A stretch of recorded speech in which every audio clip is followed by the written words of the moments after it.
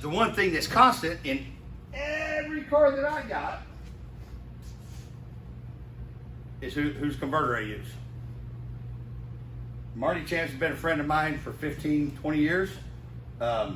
His dad started in transmission, and Marty has made the converter technology nowadays is off the chain.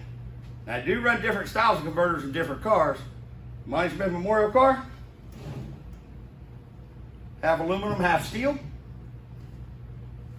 Reaper, Red Reaper, I run their badass all aluminum one. In the 56 Corvette, this converter is steel. Billet steel back, steel front, and steel stators. For every second that you're on a trans brake in a turbo car, you're building around 80 degrees transmission heat. So you can literally, these are the stators, which I'll explain what a stator is. These are steel stators, because you can actually build so much transmission heat that you melt these stators, or the converters, let me put it this way. You don't melt it like it turns into molten pile, but you do get it so hot that it contracts and expands, and it loosens up the tolerances, and it can cause problems with the converter. So, turbo cars, steel converters. Street cars / nitrous cars, I've always run the aluminum back and the steel front for durability. In the all-out race stuff, of course, I run the badass converters, which are super badass. Stators. So here's where converter technology with Marty Chance to me is above and beyond everybody else. Not only because he's a personal friend of mine, but before I ever was friends with Marty, I wanted one of his converters, and I didn't have a whole bunch of money to spend on one. So Marty actually sold me a converter that he took back in on trade, gave me a new warranty with it on basically a rebuilt converter, and that's what started down the path of me running Chance converters.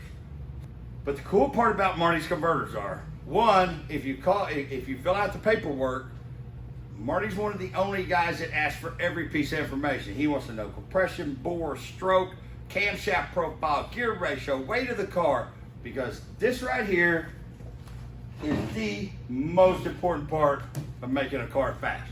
You can have all the horsepower in the world. If you can't put it to the ground or get it back to the tire, it ain't gonna do you any good.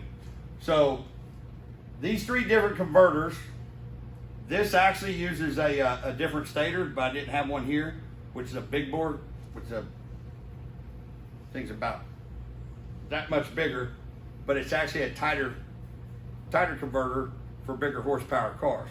Horsepower, torque changes the converter. That's why Marty has it where you go fill out the paperwork where he has an idea. I have sent Marty data log when we were racing on the street at 1 o'clock in the morning to help me out with this. The steel stators, you have, think about converters, Marty's converters, you have degrees of angle.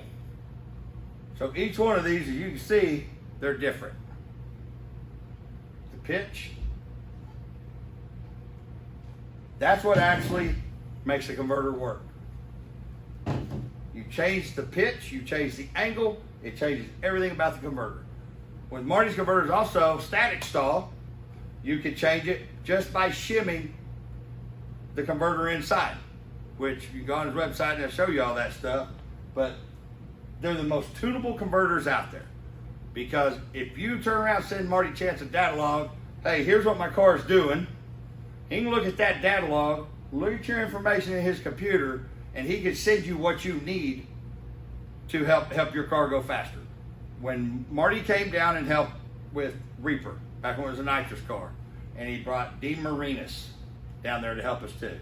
When we were doing the converter stuff, Clayton from Chassis Engineering was there, and we were doing all that stuff. Between the converter and the chassis tuning, we picked up 2 tenths on the car, and astronomically faster in the 60 foot.